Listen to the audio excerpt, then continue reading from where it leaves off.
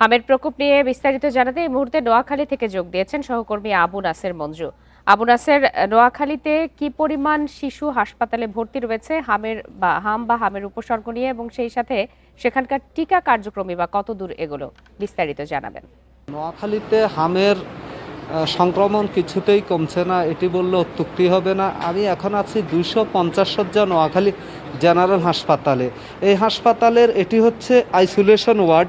এই ওয়ার্ডে মূলত যারা হামের উপসর্গ নিয়ে শিশু ওয়ার্ডে ভর্তি হয়, সেখান থেকে যাদেরকে মোটামুটি হাম শনাক্ত হয়েছে, জটিলতা দেখা দিয়েছে, এরকম চিহ্নিত করা হয়, তাদেরকে বিশেষজ্ঞ ডাক্তারদের নিবিড় তত্ত্বাবধানে চিকিৎসার জন্য এই ওয়ার্ডটিতে স্থানান্তর করা হয়। এখানে এখন 19 জন শিশু চিকিৎসাধীন রয়েছে।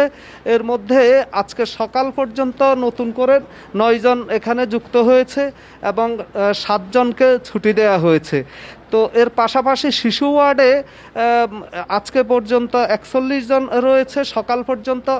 এরপরে কত শিশু ভর্তি হয়েছে সেটি হয়তো আমরা একটু পরে জানতে পারবো। মূলত শিশু ওয়ার্ডে হামের উপসর্গ নিয়ে যারা ভর্তি হয় তাদেরকে জটিলতা দেখা দিলে এখানে স্থানান্তর করা হয়। তবে এই ওয়ার্ডটির অবস্থা কিছুটা ভালো হলো। শিশু ওয়ার্ডে উপসর্গ নিয়ে যারা ভর্তি হচ্ছেন তাদেরকে অনেক নাজুক পরিস্থিতিতে চিকিৎসা নিতে হচ্ছে। কোনো বেডে 2 জন 3 জনকেও রাখা হচ্ছে, আবার শয্যা সংকটে মেঝেতেও চিকিৎসা দেওয়া হচ্ছে। এই যে বাড়তি শিশুদের এবং হামে আক্রান্তদের চাপ, এই চাপ সামাল দিতে এখানকার চিকিৎসক এবং নার্স যারা রয়েছেন তাদেরকে রীতিমতো হিমশিম খেতে হচ্ছে।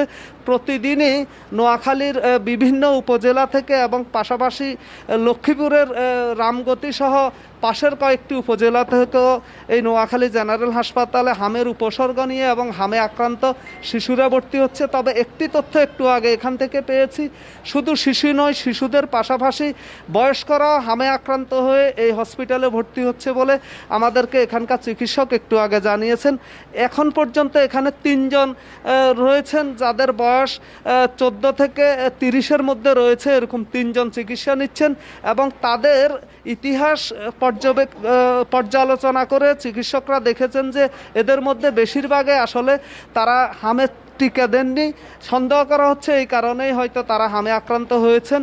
তবে এখানে যারা এসছেন আক্রান্তদের মধ্যে বেশিরভাগে হচ্ছে দুর্গম এলাকা থেকে এসছেন এবং এই আক্রান্তদের মধ্যে যাদের নিউমোনিয়া, শ্বাসকষ্ট এবং ডায়রিয়া সহ নানা রকম জটিলতা দেখা দিচ্ছে তাদেরকে আসলে পর্যবেক্ষণে রেখে চিকিৎসকরা সর্বোচ্চ সেবা দেওয়ার চেষ্টা করছেন। পাশাপাশি এই পর্যন্ত একজনকে ঢাকায় উন্নত চিকিৎসার জন্য স্থানান্তর করা হয়েছে। এখনো পর্যন্ত কোনো দুর্ঘটনা ঘটেনি, অর্থাৎ হামে নোয়াখালীতে কোনো মৃত্যুর ঘটনা ঘটেনি। আর টিকাদান কর্মসূচি নোয়াখালীতে 20 তারিখ থেকে শুরু করা হবে বলে জেলা সিভিল সার্জন জানিয়েছেন আমাদেরকে। নোয়াখালী থেকে জানাচ্ছিলেন সহকর্মী আবু নাসের।